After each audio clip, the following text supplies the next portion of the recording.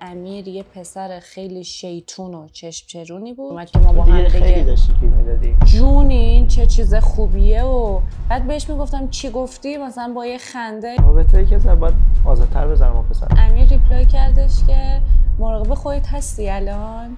آتیشا رو حداقل حقیقتش برای پلنگ ملنگا بفرستم بیشتر به من توجه کنه. اول رابطه خیلی قشنگه ولی خب رفته رفته چیزای تکراری میشه. بعد زیبایی‌ها رو که می‌بینی زره چشت می‌ذره. نه موی مشکی دارم نه فرفریم. خب چون تنوع طلبم همیشه دوست داشتم با یکی دیگه برم بیرون، با یکی دیگه برم باغ. خیلی خوش اومدید به یه برنامه اکستیت دیگه با دو تا عزیز دیگه که مهمان ما هستن. بریم آشنا بشیم. بچه خیلی خوش اومدید. مرسی ممنونم. قربان شما. ازتون میخوام که خودتون رو معرفی کنید. اول خانم. سعیده 25 سالمه. کارم دیجیه. شغلتون دیجیه؟ بله. و چند سالتونه؟ 25 سالم. 25 سال. اصالتا کجایی هستین؟ ترک هستیم. به به ترک هستین. اصالتتون ترکیه. پرچم هم ترکا بالاست. بله. ان شاءالله همیشه موفق باشین. شما؟ من امیرم 26 سالمه و شغلم مزون. مزون. اصالت؟ اصالت ترک. ترک. دو تا ترک. ترکا با هم دیگه میسازن؟ شاید. اوکی. شماره همدیگه رو چی سیو داشتید؟ الان چی سیوه؟ من سعیده با یه قلب و با عکس دو نفرم ولی الان خالی. الان خالی. سعیده. اسم طرفو می‌نویسید کنارش قلب. کنارش. شما؟ من مایند سیو بود. یعنی چی مایند؟ یعنی مال من. خب. ولی الان یه امیر خالی. یه امیر خالی. بچه از دیشب که با خبر شدین قرار همدیگه رو ببینید چه حسی داشتین؟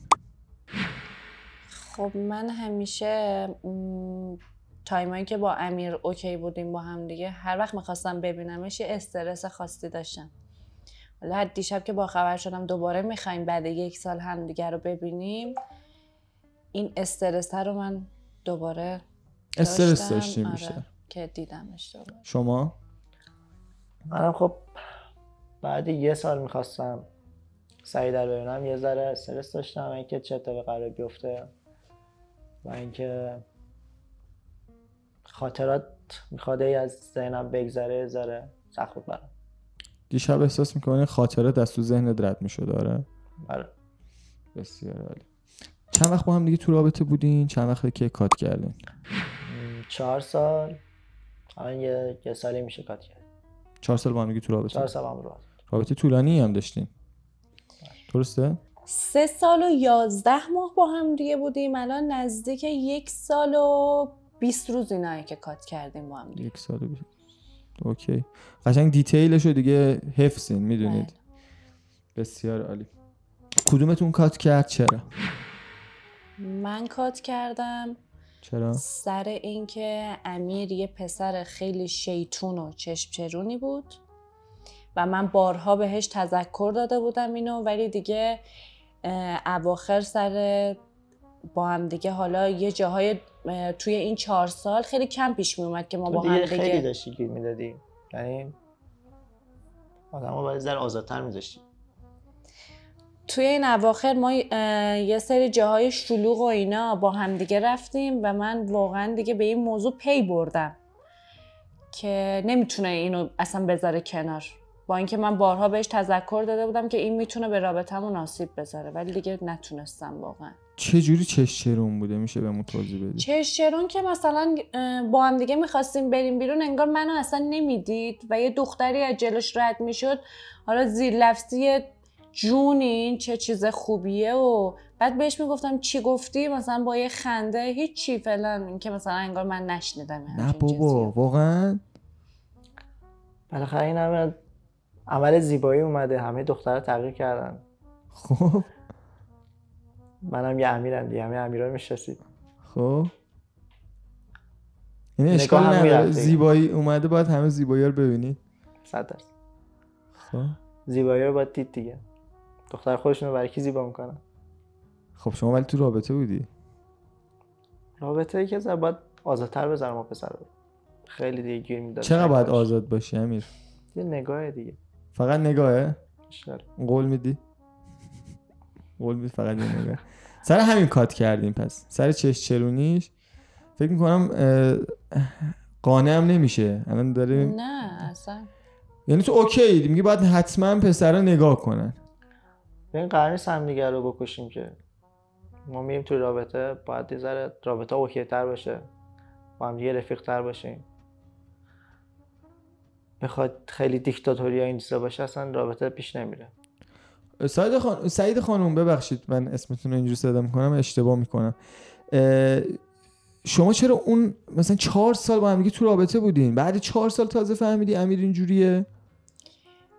نه بعد 4 سال که نه، چون خیلی دوستش داشتم هی میخواستم که نادیده بگیرم این موضوع رو، ولی دیگه میگم بعد حالا بهش تذکرایی که دادم واقعا امیر هیچ جوره قانع نمیشد که بخواد خودش رو درست کنه و من یه جا عقب کشیدم. یعنی کلا چند بار چند تا جای شلوغ رفتین که چنین چیزی دیدی؟ بیشتر با هم دیگه مثلا یه کافه میرفتیم که زیاد شلوغ نبود، حالا یا شاید یه تایمایی میرفتیم که مثلا چیز نبود، ولی دیگه چند بار با هم دیگه مهمونی رفتیم و بعد جای شلوغ رفتیم. من دیگه واقعا یا سفرهایی که با هم دیگه داشتیم واقعا من دیگه دیدم نه دیگه همین جوریه دیگه نمیتونه. سر همین موضوع تصمیم گرفتین کات کنین. آره. خیانت کرده طالبت؟ خیانت که نه. خیانت نکرده ولی چرون بود. آره همین موضوع اذیتم می‌کرد. پیشنهاد دوستی از سمت کدومتون بود؟ این دوستیه، این رابطه از کجا شکل گرفته؟ از طرف من بود. من یه پیجی داشتم قبلا، خب و سعیده رو داشتم، ولی خب هیچ نه حرفی پیش اومد نه صحبتی. من یه پیج جدید زدم، بعد دیدم که یعنی من فالوش کردم، چون بعد پیجم یه ذره میبردم بالا، فالو میکردم بالاخره.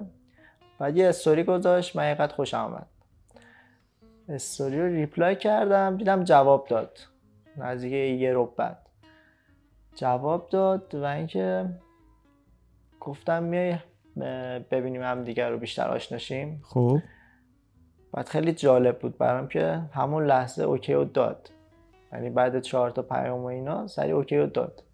گفتم چه جالب چه سریع. بعد اومدیم هم دیگر رو ببینیم، نگو که کنار سعیده یه دوستی داره که منو میشناسه، که قبلا هم با هم مسافرت رفته بودیم، منو میشناسه، سر همون بود که سریع جواب داد اومد پیشمون و اینا. که حتی دوستش هم منو دید خودشو زد به اون رو که امیر تو بودی؟ بعدها که ازش پرسیدم این داستان چجوری بود و سریع اومدی، گفتش که سر دوستم بود که تو رو میشناخت. گفت پسر باحالیه، من قبلا باهاشون رفتم این برام ور، اکیپ باحالی ان، بیا بریم پیشش. همه چی لو نداد؟ همه چی لو نداده بود؟ همه چی لو نداد که فکر کنم یه چیزایی گفته بود. همین دیگه رابطه‌مون اینجا شروع شد. چند وقت طول کشید هم دیگه رو ببینید بعد اینکه حالا تو اینستاگرام با هم دیگه صحبت کردین؟ یعنی چند وقت بعد هم دیگه رو دیدین حضوری؟ ما خب هر هفته هم دیگه رو میدید. نه همون موقع که حالا تو اینستاگرام با هم دیگه کانکت شدین رو میگم که همون لحظه اومد دیگه. همون روز؟ همون روز. بابا 2 دقیقه صبر کنید، چقدر عجله داشتین. خب نزدیک هم دیگه هستین؟ چون یه آشنایی داشتیم بین من و دوستش، سلام میگفتش که بریم بچه‌های باحالی ان، اکیپ باحالی ان، من امیر رو میشناسم پسر خوبیه، به خاطر همون روز اومد. برای خودم هم یه ذره جالب بود این قضیه. شما از دیدگاه خودتون بگین چی شد که جواب امیر رو دادی؟ جواب همه رو میدی یا فقط امیر رو دادی؟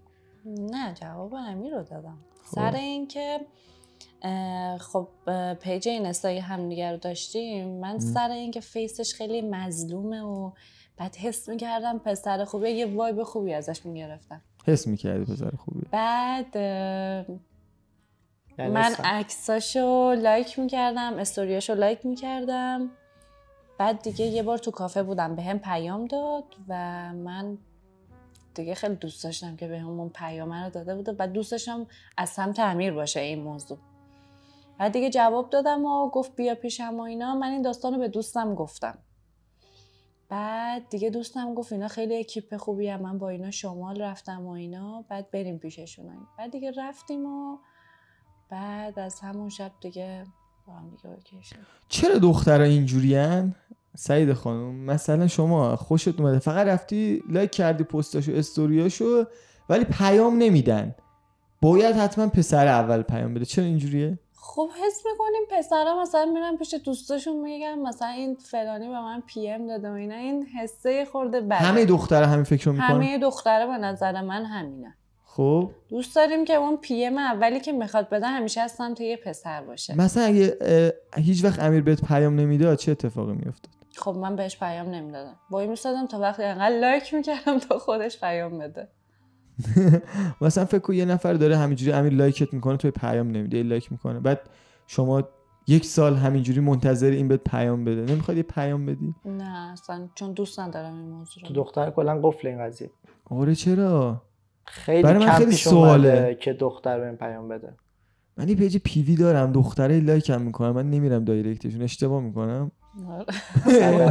باید برم؟ از یه امیر بپرس. من داداش بلد نیستم برم دایرکت. من بهت یاد میدم. خب بگو چجوری دعواتون نشه. چجوری باید برم دایرکت امیر؟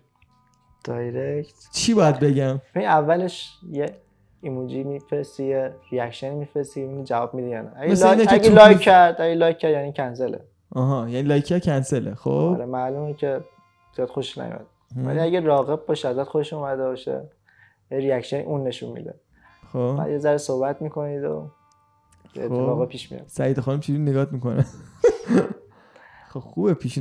داداش استیکر چی بدیم؟ جوابه آتیش. خب داداش آتیش شاید یا کلا کنسل شی دیگه، مثلا دختره بگه شاید واسه همه آتیش میفرسته. تو آتیش فرستادی؟ آتیش فرستادم جواب داده. نه برای ما آتیش نبود. من یه استوری گذاشتم که نمیدونم هر روز با یه جمله مراقب خودت باش و اینا، بعد امیر ریپلای کردش که مراقب خودت هستی الان؟ بعد من آتیشه رو نمیپرسی برای کی فرستاده؟ آتیشه رو حداقل حقیقتش برای پرای ملنگا میفرستاد. چون اونا خوششون چه روک و راست همیشه اینجوریه؟ آره همیشه. چون اونا خوششون میاد، بالاخره اونم هزینه کردن، وقتی میفرستی دیگه آتیش جواب میگیره، دایرکتشو به آتیش میکشی. این توپ جدید هست توپ میفرستن بعد میگه این چیه؟ اونو من اصلا دوست ندارم. چرا؟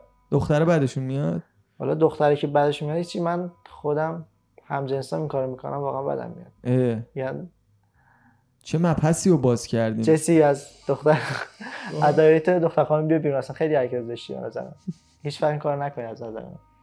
اوکی پس پیشنهاد از سمت شما بود. تو همون روزم همدیگه رو دیدین، همون روزم وارد رابطه شدین، 4 سالم توی رابطه هستین و یعنی رابطه بودین الان 1 سال کات کردین. اوکی فکر میکنین ته رابطتون این بشه؟ یه سال قبل از اینکه اینو جواب بدین، توی جنگ به همدیگه پیام ندادین؟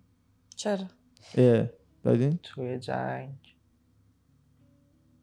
من نه. مثلا حالت خوبه شما پیام ندادی؟ پیام داد جوابشو ندادی؟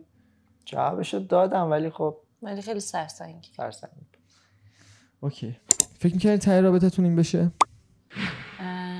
من خب نه اولش این فکر رو نمی کردم، ولی هی رفتیم جلو اینا. توی 2 سال اول امیر حرفایی که میزد با من دیگه خودمون توی اون لباس عروس و خواب بچه و اینا. ولی چیه بچه؟ خواب بچه خودم و امیر رو. ولی دیگه بعدش من شنیدم دختر خیلی عاشق یه پسری باشه خواب بچه میبینه. با این واقعیت داره؟ آره. یعنی شما خودتونو از طرف باردار میبینید؟ پسر بودی یا دختر نده خوابه؟ دختر. من چون خودم عاشق دخترم. شما هم دختر؟ اولین بار باز به جان خودم من نمیدونم دخترها عاشق پسرن. چیز مثبتی که بینا بود همین بود. حالا من از 20 سالگی تا 28 سالگی عاشق دختر بودم، الان میگم اگه یه روزی بچه دار بشم دوست دارم پسر باشه. نه من هیچ وقت نمیتونم قبول کنم چون دختر باباییه. خب پسرم میتونی، پسر تو باید مثلا پررو بارش بیاری، پشتش باشی ولی به روش نیاری. ولی خب پسرا دوست دارن که یه دونه شبیه خودشون تو خونه باشه. آره با کربن بزنی ولی دوستش داشته باشی. طول سگ بشین تق بعد دوستش داشته باشی. خیلی حال میده نمیدونم چرا. خب تو فکر میکردی ته رابطتون این بشه امیر؟ من چون همه رابطه اولش خیلی قشنگه، دوستت دارم، عاشقتم، مواظب خودت باش، میری بیرون اینو نپوش اونو بپوش، غیرتی میشی. اول رابطه خب خیلی قشنگه، ولی خب اونجایی که من یه امیرم، خب حالا هر کی دیگه امیرا خیلی اسمشون بد رفته، خب امیر حسین رو بدتره، ولی من امیر حسینم. میگن تو همیشه اینو میگن تو حسین، امیر حسینی که ادای حسینا رو در میاری ولی یه جور دیگه ای. اول رابطه خیلی قشنگه، ولی خب رفته رفته چیزای تکراری میشه، بعد زیبایی‌ها رو که میبینی یه ذره چشت میگذره. پس فکر میکردی ته رابطه میشه جدایی میرسه؟ آره. تنوع طلبی؟ من آره. چی میشه تنوع طلب میشه پسر؟ تنوع طلب چه شما خونسرده سعید خانم؟ اینکه یه چیز تکراری باشه، پسر زده میشن، هر روز هم دیگه رو ببینن و بخوای. همه پسر اینجوری از نظرت؟ از نظر من آره. هر کی میگه نیست به نظرم اشتباه. حتی اون کسایی هم که میرن متأهل هم اصلا چشم‌بینی میکنن، ولی اونا مراقبت بیشتر میکنن کسی نفهمه. به خاطر اینکه مهریه دادن. به خاطر چی؟ به خاطر اینکه میخوان مهریه بدن، هیچ کاری نمیتونن کنن. فقط به خاطر مهریه است؟ 100%. این مثلا دوست داشتن نیست، دوست داشتن زنه. شاید زنشو دوست داره، حالا دوست داره یه نگاهی هم بکن. زنشو دوست داره. آخه جالب اینجاست تو ایرانیا کلا اینجوریه، هر کی میبینه معتاد شده میگه زن نگیری یا زن نگیری یا زن بگیری زندگی آتیش میگیره فلان میکنه، اشغالیه نمیتونی بکنی. همیشه این تو ذهنم بود، یعنی من فلان کار کنم اتفاق میفته. به خاطر همین تو پس اصلا ازدواجی نیستی؟ من میگم که اوایل رابطه چون خیلی قشنگ بود، حتی من مامانم میدونه، حتی گفته بود که بریم خواستگاری دیگه، بس دیگه. خب ولی خب گذشت، دوباره برگشتم به اون امیر قبل. اوکی. اگه میتونستی یه چیزی تو شخصیت طرف مقابل تغییر بدی اون چی بود؟ تغییر بدم لجبازیشو و اینکه ذره آزادتر منو میذاشت. شما؟ اینکه خودخواه نباشه، خب این خودخواهیشو، و اینکه وقتی کنار منه انقدر بیشتر به من توجه کنه تا به بقیه. این چرونیشو من تلاش نکردی تغییرش بدی این داستانو؟ من خیلی بهش تذکر دادم بابت این موضوع، ولی مثلا میگفت اوکی، ولی باز دوباره کار خودشو میکرد. اوکی. خانواده هاتون در جریان رابطتون بودن؟ من آره، من مامانم در جریان بود، ولی خب ددی نمیدونست، چون یه احترامایی بین من و ددی از دوست نداشتم بدونه. خب یعنی همه ددی خب میدونن، ولی خب بین پدر و ددی و پسر دوست نداره مثلا تو روت بزنه یه جورایی. آره. خب سیگاری هستی؟ من جلو دوربین باید بگم. من یه کاری میکنی ددی ازت برم خونه من کعبنده رو در برده. یعنی خب هستی یا نیستی؟ خب از کجا معلوم که پدرت ببینه؟ اگه دید چی؟ نمیبینه. یوتیوب هستی؟ بودم ترک کردم. نه میخوام بدونم مثلا بابا هم میدونه یا نه؟ بابا شاید بدونه ولی بروم نیاره. شما؟ سیگاری یا نه؟ اون سوال دیگه همون. من هم مادرم میدونه و خواهرم. مادرتون و خواهرتون. پدر نمیدونه؟ پدرم در حد اینکه استوری میذاشتم با امیر میدیده ولی چیزی نمیدونه. اوکی. تا حالا پشیمون شدین که چرا وارد این رابطه شدین؟ پشیمون؟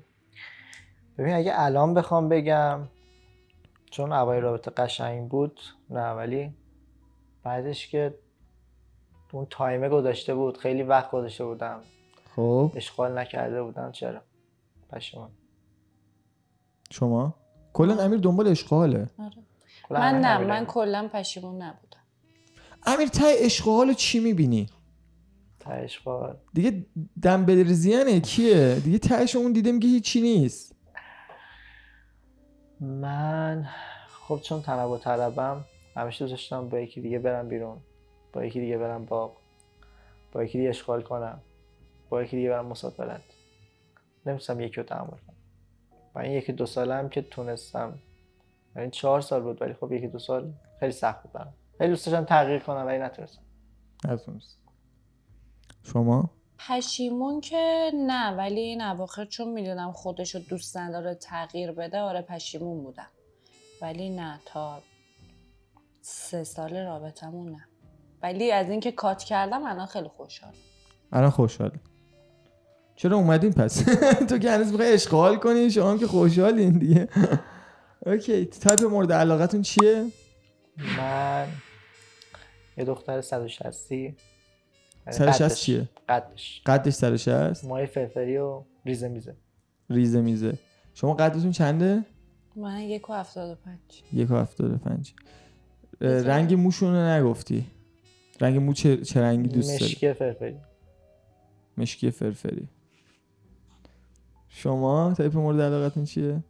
پسر قد بلند بور. لج کردیم ما هم دیگه. قد چنده امیر؟ من 176. 176. قد بلند از نگاه شما چه قده؟ 1.80 دیگه کنه. کلا 4 سانت فرق داره با 1.80. 4 سانت خیلی برای شما مهمه. خب پس چرا اون موقع بور بوده مگه امیر شما انتخابش کردی؟ نه دیگه الان خب تایپم بوده دیگه. تایپتون اون بوده. تایپتون با امیر تغییر کرد یا لج کردین اینو گفتین؟ احساس میکنم لج کردین گفتین اینا رو شنیدین، درسته؟ خیلی کول هستید سعید خانم، یعنی خیلی احساس میکنم شادین. من که گفتم خیلی آدم لجبازیه، الانم لج کرده این چیزا رو میگه. آره دیگه منم احساس میکنم خب ازش سوال بپرسیم. من وقتی نه موی مشکی دارم نه فرفری ام، چرا باید تو 4 سال تو این رابطه اگه تایپش همچین آدمی بود؟ راست میگه دیگه. قدم هم که خب حداقل به احترام روزایی که کنار هم دیگه بودین شخصیت رو پیدا نکرده بود. شخصیت رو پیدا، یعنی شخصیت شما رو دوست داشت. اوکی. متولد چه ماهی هستی امیر؟ من بهمن. چنده بهمن؟ 15 بهمن ماهی. شما؟ 14 آبان. 14 آبان 15 بهمن. چه بال. خب آذر آبان ماهی چه خصوصیاتی دارن؟ چرا گفتم آذر؟ خیلی احساسی هن، لجبازن و خیلی کینه ای. واقعا آبانی ها این شکلی هن؟ شما؟ بهمنی ها تا جایی که من میدونم دنبال این که آزاد باشن، کسی بهشون گیر نده. 100%. خب خودخواهن. خب بعد مهربون هستن و همین. مهربونی؟ من با همه مهربونه فکر کنم. خب نه دیگه، اگه با همه مهربونی چرا 4 سال تو رابطه بودی؟ چرا تایید میکنی امیر؟ با همه یا باید نگاه کن یا کلا باید با یه نفر مهربون باشی، یا اگه با همه میخوای مهربون باشی نباید وقت کسی رو بگیری. میگم که من خیلی خواستم خودم رو تغییر بدم. من تو این 2 سالی که 4 سالی که گذشت، یعنی 2 سالش رو خیلی سعی کردم که بتونم به خودم بیام، بتونم یه نفر رو خیلی دوست داشته باشم. خیلی کلنجار رفتم ولی خب نمیتونستم. نه چون حداقل یه چیزایی بگو ما نسوزیم. الان تو روم وایستادی داری میگی با همه مهربونم. کلا آدم روکی. تنها کسی هم بود که باش فاپ بودم. روکی کلا؟ من کلا روکم. اوکی. الان فکر کن برمیگردیم به 5 سال آینده، دوباره وارد این رابطه میشی با اینکه الان میدونی چه اتفاقاتی افتاده. این تو 5 سال گذشته عذرخواهی میکنم، یعنی برمیگردی به همون روزی که قراره به هم دیگه چت کنید. اگه میدونستی قراره یه روز اینجا بشینی و شما 1 سال از جداییتون گذشته، دایرکتشو جواب میدادی یا شما بهش دایرکت میدادی؟ من نه. نمیدادی؟ نه. شما؟ من چون به همه پیام میدم. دوباره پیام میدادی؟ وارد همین رابطه هم میشدی؟ دوباره رابطه. نمیدونستی این رابطه قراره خیلی طولانی بشه فکر کنم؟ 100%. چون من تنها رابطه طولانی 1 ماه 2 ماه بوده و خیلی برای خودم هم تعجب‌آور بود که چجوری تونستم 4 سال بگذرونم. اوکی. گوشی هم دیگر چک می‌کردین؟ من کلا آره. چک میکردی شما؟ آره. گوشی همدیگر چک میکردی. آره. خب شما چیزی دیدی تو گوشیش؟ نه چیزی که ندیده بودم، ولی خب لایک کردن پستای دخترها لایک دیگه چیزی نیستش. خب خیلی زیاد شده بود. من یه چیزی که خیلی بدم میومد این که وقتی یه دختر فالوت میکنه امیر خودش درجا بهش ریکوست میداد و این موضوع منو همیشه اذیت می‌کرد و من توی گوشیش خب همونا رو آنفالو میکردم. چت چی؟ نه چت هیچی نه. اوکی. میرسیم به چالش 4 برگ. تو این چالش بچه 4 تا برگ دارین، توش 4 تا سوال یا 4 تا خواسته میتونید داشته باشین. طرف مقابل یکیشو انتخاب میکنه، باز میکنه، میخونه راجبش، قرار پاسخ بده پاسخ میگه، قرار جمله‌ای بهش انتقال داده بشه انتقال داده میشه. بریم برای چالش 4 برگ. به چالش 4 برگ خوش اومدین. بریم که چالش 4 برگ رو داشته باشیم. کی اول میخواد انتخاب کنه؟ بفرمایید. وردار ولی بازش نکن. خب شما بقیه‌شو بذار کنار، شما انتخاب کن.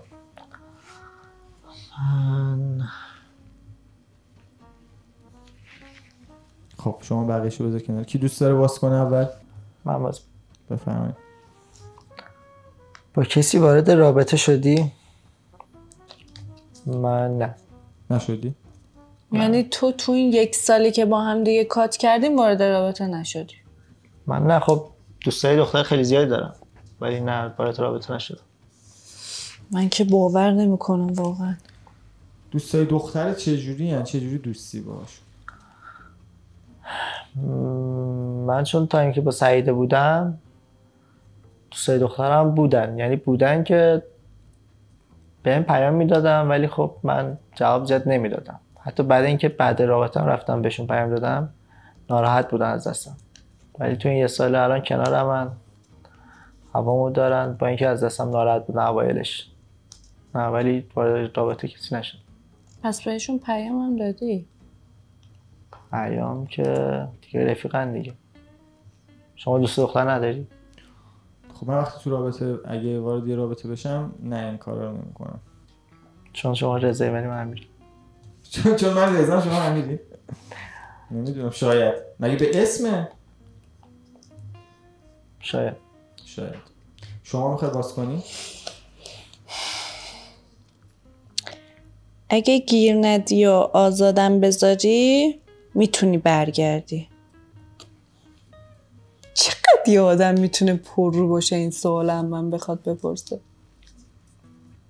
سوال نکرده، این در واقع درخواستی که اصلا ازم کرده. چقدر واقعا امیر قربونت برم. اگه گیر ندی از قصد که یه ذهنیتتو نوشتی. ذهنیتمو نوشتم شاید جواب داد. یه تیر تو تاریکی زدی. آره. شما جوابتون چیه؟ من تا وقتی که اصلا نخواد خودشو تغییر بده اصلا دوست ندارم برگردم تو این رابطه. تغییر که خب همه پسرا باید ذره آزاد باشن، خیلی دیگه داره سخت میگیره. اوکی. شما حرفی ندارید؟ نه واقعا اگه اینا میخواد بشه گیر دادن و آزار دادن امیر، واقعا دیگه من حرفی ندارم. من که آخه خیانت نمی‌کردم، یه نگاه بود دیگه. خب اما یه نگاه خیلی زیاده دیگه، هی بخواد تکرار بشه هر روز. شما مثلا فکر کن الان ازدواج کردین با هم، بعد بچه دارم شده، یه دختر بغلته، بعد میری بیرون نگاه هم بکنی، اشکالی نداره از نظرت؟ نگاه فکر نکنم، ولی چون من انقدر دختر دوست دارم، وقتی دخترم کنار باشم فقط نگاهم پیش اونه. این دختر تو انقدر دوست داری؟ انقدر دوست دارم. خب چجوری نمیتونی از نظر همه پسر بکنم همینه. خب چجوری نمیتونی زنت هم انقدر دوست داشته باشی نگاهت فقط رو زنت باشه؟ زنم یا دوست دخترت باشه. مثلا با دوست دخترت میری بیرون هیچ کیو نگاه نکن. بابا یه ذره بس سیاست هم داشته باشی. آقا میخوای نگاه کنی؟ آقا امیری دیگه. آخه آدم رکیه. میدونم رکی. خب یه ذره رک بودن تو بذار کنار، رابطه تو حفظ کن. نگاه هم میخوای بکنی، رابطه‌ای که فقط بخواد با یه نگاه تمام بشه به درد نمیخوره. کن من قبول ندارم. خب من خیلی دوست دارم این سوالا از خودش بپرسم، اگه جاهامون جابجا میشد چه اتفاقی میخواست بیفته؟ جامونش نه من اجازه نمیدم. مشکل نداشتی؟ مشکل دارم. مشکل داری؟ خب پس میگه هر آنچه که برای خود نمیپسندی برای دیگران هم مپسند. اگه تو دوست نداری طرف مقابل پارتنرت با یه پسر دیگه نگاه کنه، اصلا فکر کن تو خیابون پر پسر بدنساز رد میشن کسی که کنارت نگاهشون کنه. بگم جون چه هیکلی. شنیدی چی گفت؟ اگه قبلا بود که اصلا این حرف نمیزد. خب پس چجوری خانم نمیتونه بگه تو میتونی؟ بین همه پسر ازدادشون اصلا نمیتونم تغییر بدم به نظرم. پس اشکالی نداره دختر رو به پسر نکنه؟ برو کنار خودت. اصلا نگه اون کلمات هم نگه، فقط نگاه کنه جلوت، خیلی بد نگاه کنه.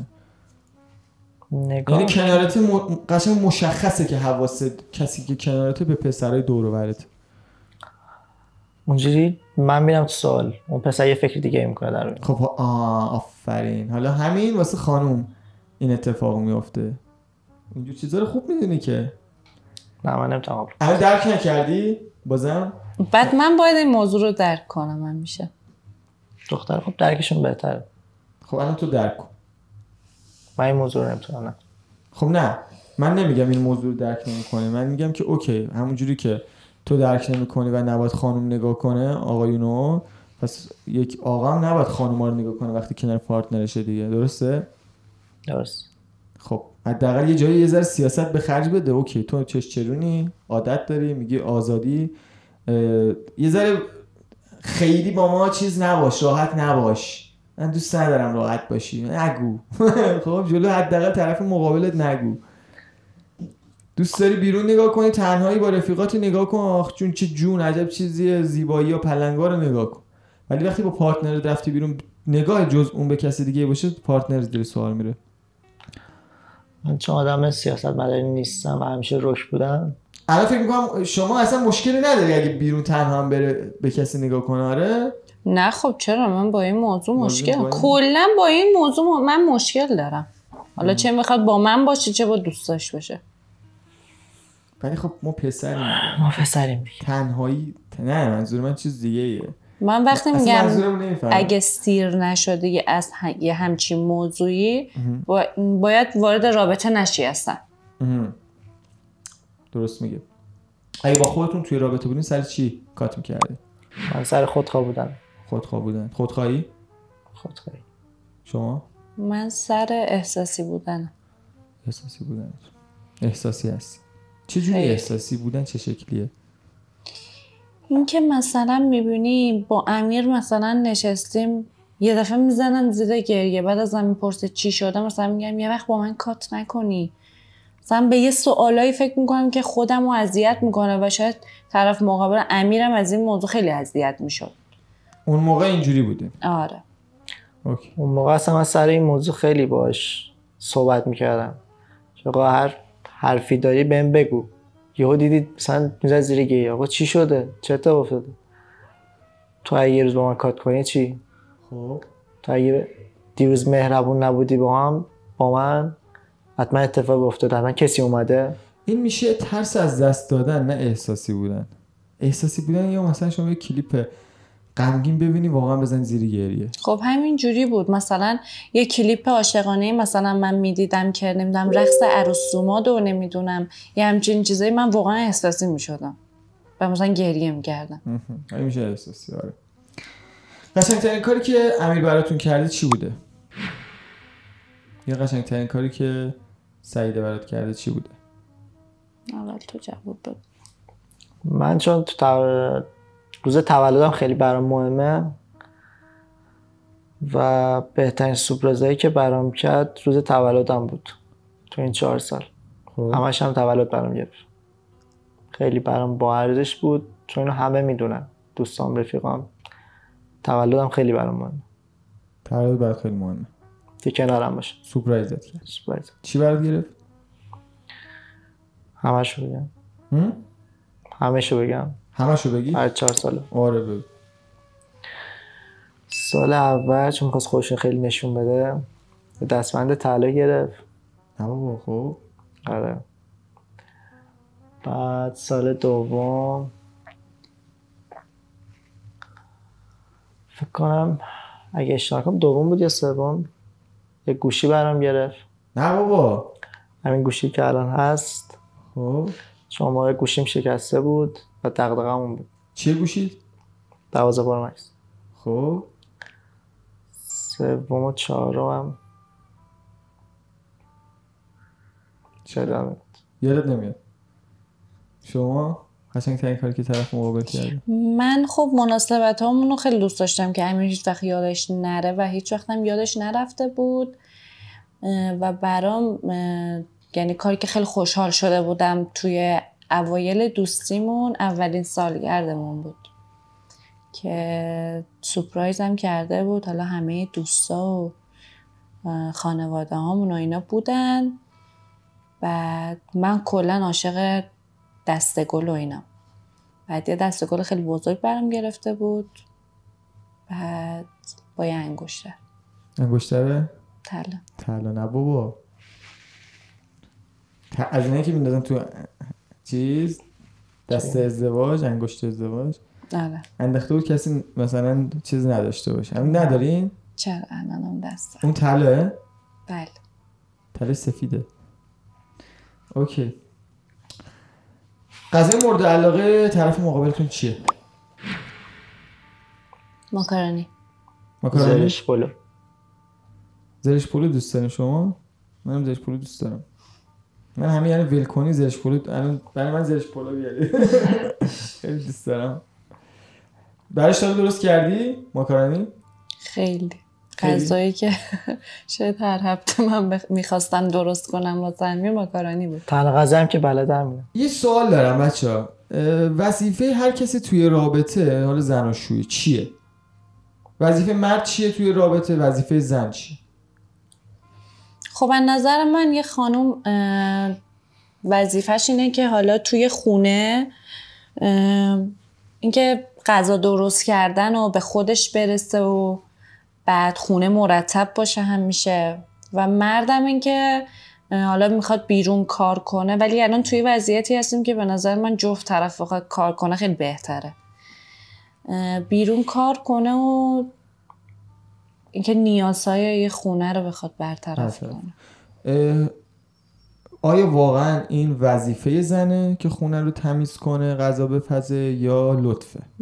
نه لطفه، چون شاید یه سری روزا بخواد باشه که مثلا من اصلا بخوام مریض بشم و امیر باید یه همچین کاری رو بخواد بکنه. خب حالا فکر کن الان امیر مریض شده، امیر داره کار میکنه، من مثال دارم میگم، امیر داره کار میکنه، لطفه یا وظیفه است؟ لطفه. خب اینکه جفتشون شد باز لطف. اول گفتیم وظیفه، من خواستم بدونم وظایف هر کسی توی رابطه چیه.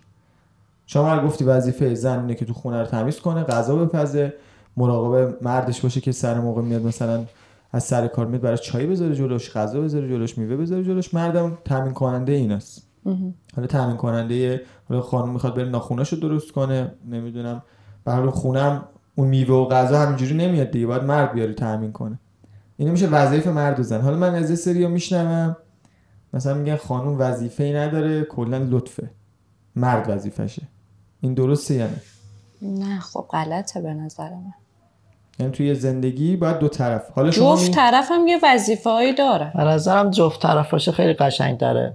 اصلا جفت طرف اگه ذهنتون این باشه که جفت طرف وظیفه خودشونو دارن، موفق میشین تو اون زندگی. ولی اگه کسی بگه من دارم لطف میکنم به تو، غذا میذارم جلوت، یا منت میشه اصلا. آره من دارم لطف میکنم به تو، پول میدم، دارم میرم سر کار شب تا صبح، این رابطه. حالا نظر من اینه، ولی خب خیلی‌ها هم نظر من نیستن و میگه نه تو اشتباه می‌کنی، زن لطف میکنه، تازه مرد باید یکی رو استخدام بکنه، زن به خودش فقط برسه و به قول رو گفتنی غذا رو یه نفر دیگه بپزه بیاره بذاره جلو مرد. نه خب من منظورم این بود که حالا اینکه من مثلا تو خونه میخوام یه کاری کنم، خب وظیفه منه. وقتی امیر بیرون میخواد یه کاری کنه، امیرم وظیفه شونه.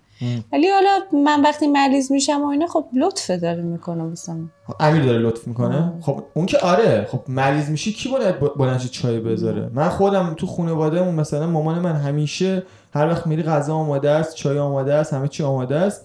یه وقتی مریض میشه من خودم بلند میشم، بابام خودش بلند میشه. خب این من نمیگم لطفه، من میگم که این میشه همکاری توی خانواده. ما داریم زندگی میکنیم، خانواده داریم، یه وقتی اون مریضه یه وقتایی من مریض میشم سر کار نمیرم، مامانم یک سر جلوم سوپ میذاره، چای میذاره. خب دم به دقیقه شما مادرتون قطعا این کار باهاتون کرده دیگه. 100% همکاری خیلی بهتره.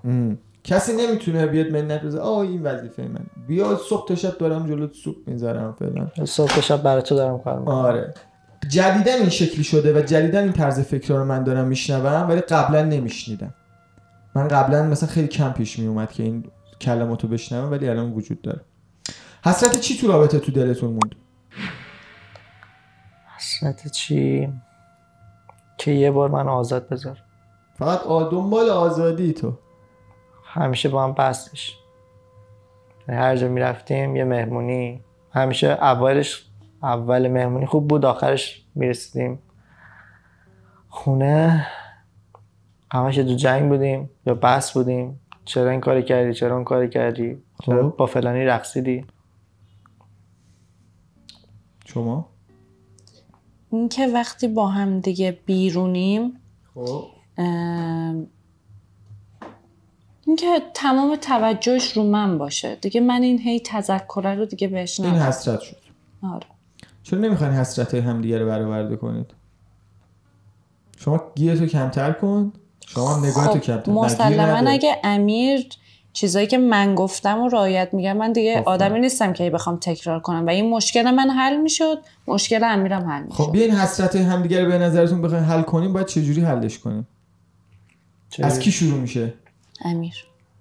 خب امیر اگه نگاه نداشته باشه تو گیر میدی؟ نه. خب ولی همین مشکل از کجا رفع میشه به نظرت؟ که گیر نده؟ گیر نده که درسته، مثلا گیر نده، ولی دختر کلا تو هر شرایطی حتی بهترین کس براشون باشی باز یه چی گیر میارن که بهت گیر بدن. شده سر چیز الکی بهت گیر بده؟ آره. من کی گیر دادم سر چیزای الکی؟ مثلا من همکارم زنگ زد بهم. خب این یه چیز واقعا الکی. همکارم بهم زنگ زد، خانومه، گفتش که سلام چطوری و اینا. بعد صدام زد، من گفتم جانم عزیزم. این جانم عزیزم یه فاجعه شد برای ما. خب دیگه باز این شروع کنندش توی. خب گیر الکیه که تو رابطه ای. جانم عزیزم خیلی چیزی نیستش. تو رابطه ای. بعد جدایی پیشنهاد داشتین؟ پیشنهاد دادی یا داشتی؟ شما باید پیشنهاد بدی. داشتم. اون کسایی که منتظر بودن من کات کنم چرا داشتن؟ چیکار شد؟ همین که وارد رابطه نیستی. رابطه نشدم، نه، چون دوست نداشتم دوباره شروع شه. ولی شیطنت رو کرده دیگه. شما؟ 100%. من آره، ولی خب اصلا دوست نداشتم. نه. بعد جدایی پس پیشنهاد داشتی شما. اوکی. خط قرمزتون تو رابطه چیه؟ خط قرمز من دروغه و اینکه یه چیزی ازم پنهون کنه. چون حتی اگه اشتباه هم کرده باشه بیاد بهم بگه، من قبول میکنم، شاید اون لحظه عصبانی بشم، ولی خب بعد اینکه آروم شدم منطقی باش حل میکنم. ولی خب بعدا خودم بخوام یه چیزی بفهمم خیلی خط قرمز من بی‌اعتماد میشه. بی‌اعتماد میشه. شما؟ منم خط قرمزم تو رابطه این که هیچ وقت بهم خیانت نکنه. اگه میخواد این اتفاق بینمون بیفته بهتره که خودش بره کنار. اینجوری بهتره که تا من مثلا اینجوری بخوام ناراحت بشم تا وقتی خیانتش رو بخوام ببینم. و اینکه هیچ وقت بهم دروغ نگه واقعا. همین. دوست جنس مخالف داشتین؟ نظرتون راجع به دوست جنس مخالف چیه؟ من زیاد داشتی؟ تو رابطه هم که بودی داشتم ولی خب زیاد در ارتباط باشون نبودم. در حد سلام علیکم اینا بود. من کلا نداشتم. نظرت چیه راجع به دوست جنس مخالف؟ من نظرم اینه که مثلا چیزی به عنوان ما دوست جنس مخالف به نظر من نداریم اصلا. چرا باید آدم یه دوست جنس مخالف داشته باشه؟ همین دوست جنس مخالف کم کم همین میگن داداش یه سری اتفاقا میفته. به نظر من همینه. درست. اوکی، میخوام زنگ بزنید به خانواده هاتون بگین که میخوام برگردم به سعیده، میخوام برگردم به امیر، نظرتون چیه؟ شما به کی زنگ میزنی؟ من به مادرم. به مادرت. شما به کی زنگ میزنی؟ خواهرم. کی دوست داره اول زنگ بزنه؟ شما زنگ بزن. شما اول زنگ بزن. بذار رو اسپیکر نزدیک میکروفون. بگو میخوام برگردم به امیر، نظرت چیه؟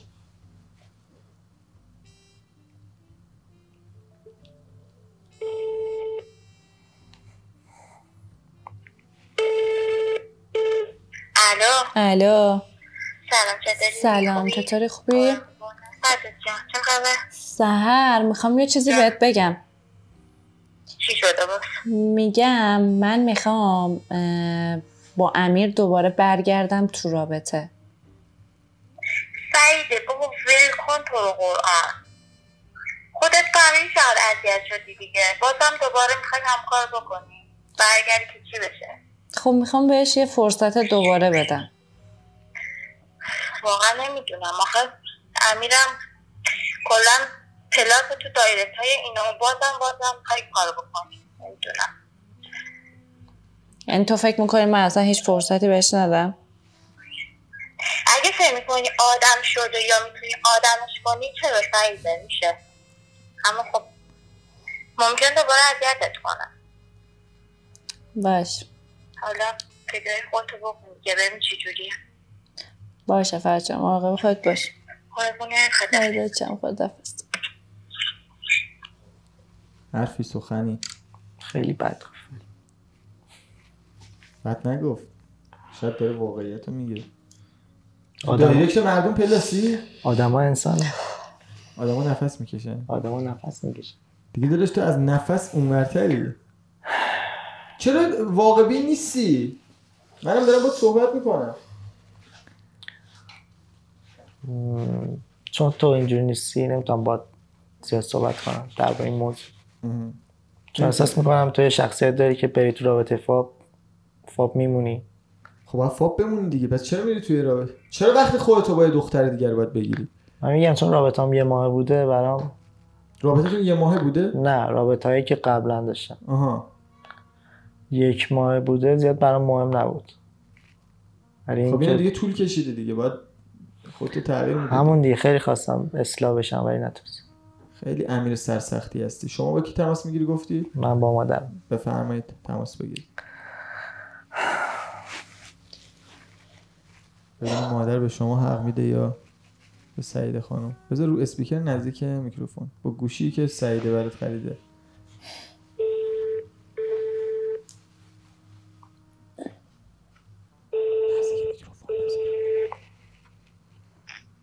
الو. سلام مامی، خوبی؟ سلام. میگم که یه سوال دارم. من اگه به سعیده برگردم تو موافقی یا مخالف؟ جانم یه بار دیگه بگو. میگم اگه من بخوام با سعیده دوباره برم تو رابطه بهش برگردم نظر تو چیه؟ تو باید برگردی به سعیده، واقعا مشکل از تو بوده، تو دیگه بزرگ شدی، باید عاقلانه رفتار کنی و اینکه خود اصلاح کنی. یعنی همیشه باید تو طرف اونو بگیری، اینجا هم طرف اونو میگیری آدم؟ آدم میگن از مشکلات و تجربه‌های گذشته پند بگیره، عبرت بگیره، اول باید خودش رو اصلاح بکنه باشه بعد عزیزم، از دیگران دست دارم. توقع داشته باش خواهش مراقبت باش. قربونت برم. حتی حرفای مامانش هم نمیخواد گوش می‌بینی؟ بده. باشه از سریع میخواد قطع من کنه. مامانم همیشه مثلا این نمیدونم یه کاری کرده بود که خیلی دوستش داشت، به دلش چرا یه تنها کاری دختری بود که به دلش خوب میشه. بودم خب دوستم داشته دیگه. خوب باشید الان 2 نفر بر علیه تو صحبت دارم. آره دیگه، الان منم دارم میگم حق با سعیده خانومه. مادرت هم که با ماست میشیم 3 نفر. خیلی کاش خواهر سعیده خانوم هم که با ماست میشیم 4 نفر. کاش یه پسر دیگه اینجا بود. من پسر دیگه هم اینجا بود باز دوباره من پشت ما میشد 5 نفر. من برم دست رفیقامو جمع کنم بیام اینجا. اوکی، صادق باشین. بعد از جدایی دلتون بیشتر برای کدوم لحظه تنگ شده تو اون رابطه؟ من برای موقعی که کنار همدیگه بودیم، حالمون خوب بود با همدیگه، برای اون موقع واقعا دلم تنگ شده بود. شما؟ من سفرهایی که با هم رفتیم، حتی اون اولین سال خیلی با هم سفر رفتیم، بعد چون خاطرهای خیلی خوبی داشتیم. بیشتر داد واسه سفراتون تنگ شد. سنگین ترین دعواتون سر چی بوده؟ سفر آخر که با هم دیگه رفتیم دبی، خب اونجا دیگه رفته بودیم یه جایی، انگار رفته بودیم تو دل شیر دیگه. یه جایی بود که امیر دیگه خیلی میخواست آزاد باشه. خب بعد شب آخر دیگه به چند نفر دیگه خیلی دیگه نگاه میکرد و من واقعا دیگه داشتم اذیت میشدم. بعد برگشتیم هتل، با هم دیگه دعوامون شد دیگه. فقط منتظر این بودم برگردم تهران و دیگه واقعا از اون تایم به بعدی که برگشتیم دیگه ما با هم دیگه صحبت نکردیم. از سفر خارج هم با هم دیگه رفتیم. بسیار عالی. از نظر تو سنگین ترین دعوا سر چی بود؟ همون سفر بود. مثلا اون سفر باعث شد که من بیخیال بشم. بیخیال بشم و دعوای خیلی سنگینی هم بود. غمگین ترین لحظه زندگیتون تو اون رابطه چی بود؟ کجا بود؟ کی بود؟ بعد رابطه یا تو رابطه؟ تو رابطه. حالا تو رابطه کلا این از همون اول که با هم دیگه شروع کردیم تا الان همینجا که نشست. من غمگین ترینش بعد رابطه بود، چون 6 ماهی که بعد رابطه گذشت، یعنی 6 ماه کلا من بیخیال بودم، کلا تو اشغالم بودم. بعد 6 ماه یه روز یه جا رفتم، یه کافه بود ما همیشه میرفتیم، بیشتر اوقات اونجا بودش و اتفاقی هم افتاد که رفتم اونجا و یه لحظه خاطرها از ذهنم مرور شد. اونجا یه لحظه غمگین شد. شما؟ من خب وقتی با امیر اوکی شده بودم دیگه، این تایمای مثلا 2 سال 3 سالی که گذشته بود دیگه خودمو توی اون لباس عروسی که تصور میکردم دیگه همه چی همه چی رو کرده بودم. و آخرین دعوایی هم که داشتیم با هم دیگه میکردیم، چون میدونستم که من به این نتیجه رسیدم که میخوام باهاش دیگه تموم کنم، جدا بشیم، این اذیتم میکرد و واقعا اون لحظاتی که برای من خیلی بد بود. اوکی. غمگین شدی اون لحظه. آره. آخرین بار که استوری پروفایلش رو چک کردی؟ آخرین بار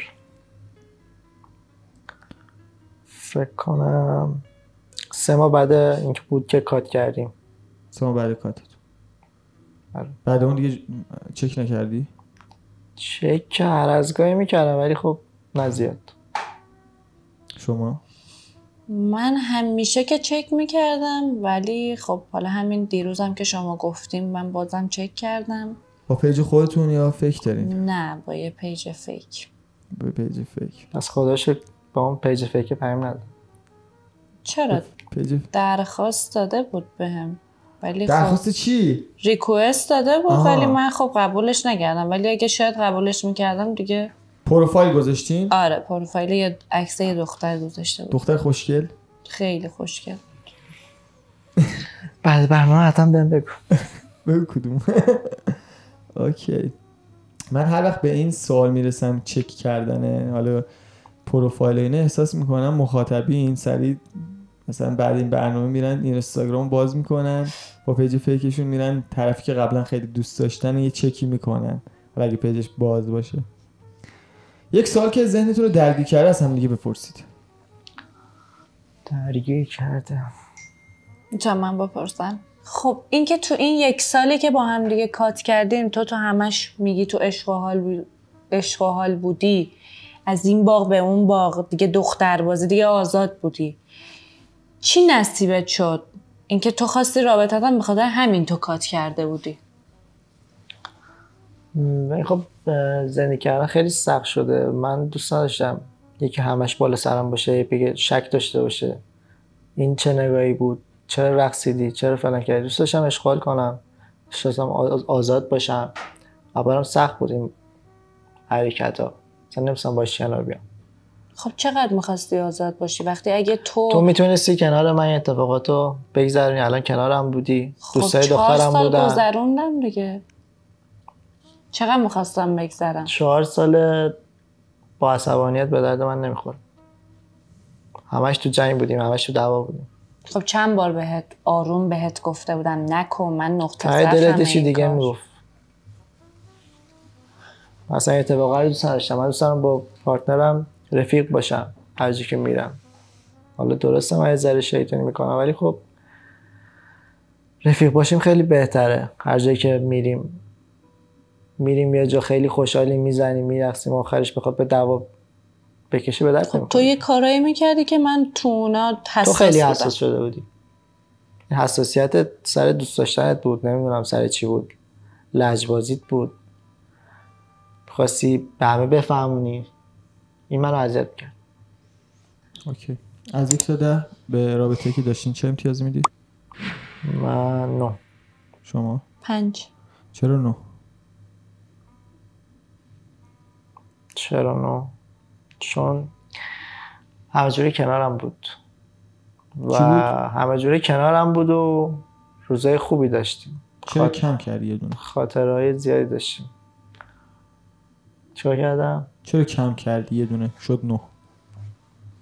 چه چیز منفی داشتی که 9 دادی؟ همین گیر دادنه شد، دعوا و جنگ و همین. شما؟ چرا 5 دادم؟ چون که میتونست خودشو درست کنه ولی نخواست. 5 نمره کم میکنه واسه این؟ آره، چون نقطه ضعفای منو میدونست و سر همین منو اذیت میکرد. اوکی.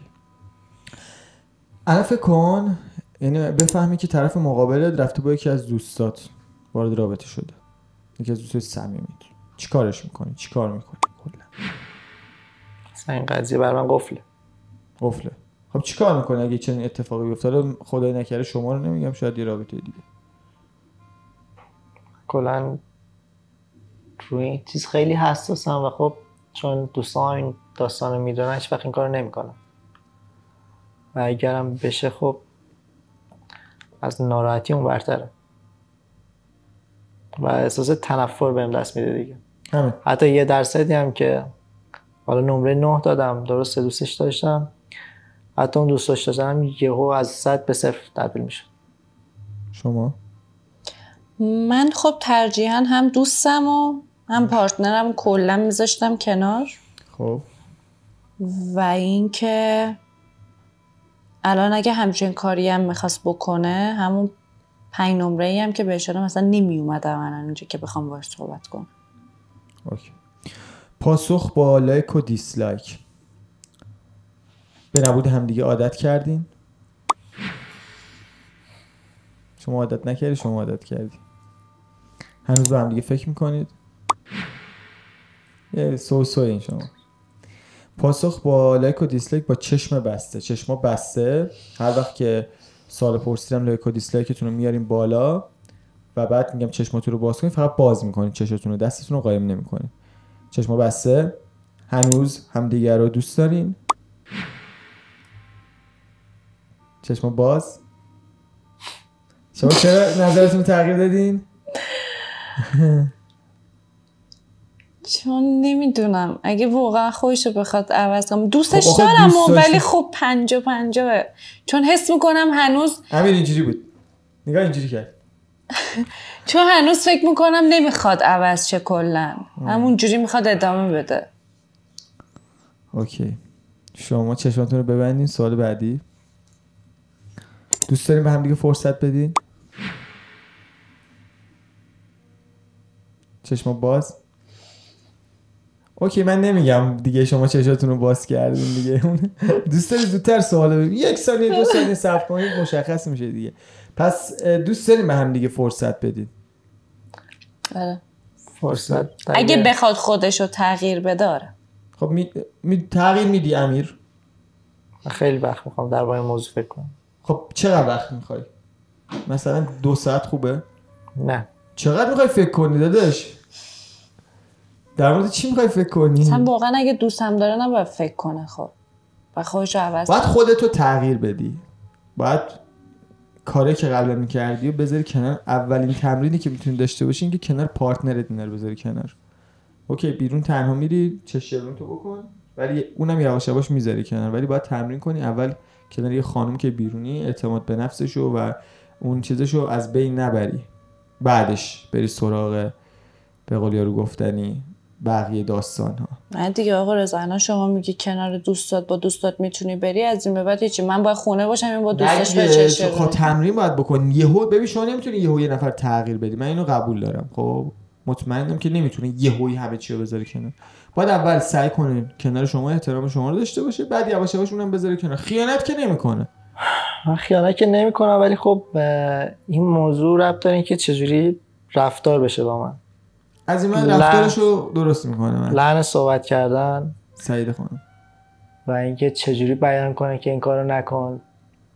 آدما باید با لحنای خوب و کم کم یه کاری کنن که اون طرف تغییر رو بخواد خودش ایجاد کنه.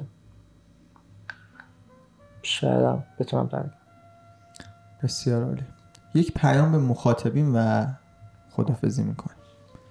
از نگاه خودتون رو به دوربین یه صحبت. این که اگه کسی رو دوستش دارین، اگه یه بالا پایینایی تو رابطتون دارین، سعی کنین کنار همدیگه اونو درست کنین که رابطتون درست پیش بره، نه لجبازی کنین با همدیگه نه چیزی.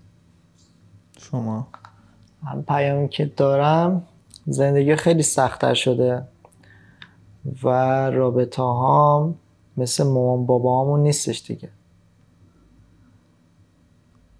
و من حالا فقط شاید چشم‌بینی می‌کردم، ولی الان رابطه خیلی بدتر از این حرف است. به نظرم با پارتنرتون رفیق باشین، بیشتر همدیگر رو بشناسین، به عقاید هم احترام بذارید و همین. بسیار عالی. حالا من از شما میخوام که یه ذره فکر کنید چند روز به صحبتی که کردین، دنبال تغییر باشین، هم شما. خب زیاد نمیخوام راجع به کتاب صوتی صحبت کنم، چون تو همه برنامه‌ام گفتم مردان مریخ زنان ونوسی رو حتما گوش بدین، سرچ کنید براتون میاره. و اینکه بعد یه هفته به هم فرصت بدید، بعد یه هفته تو کافه همدیگه رو یه دیت بذارین، بشین صحبت کنید، ببینید شما چه تغییراتی میخواید اعمال بشه، شما چه تغییراتی میخواید اعمال بشه. و اینکه من آخر برنامه قبلیم پسر صافکار ترفندی یاد دادم که بتونید رابطتون رو درست کنید، در مورد کاغذ بود. حتما اون رو ببینید. مرسی که تا اینجا با ما همراه بودید، مرسی که وقت گذاشتید. امیدوارم رابطتون درست شه، احتمالاً تو قسمت ویژه بتونیم ببینیمتون. با مخاطبین خداحافظی کنید. خدا نگهدار.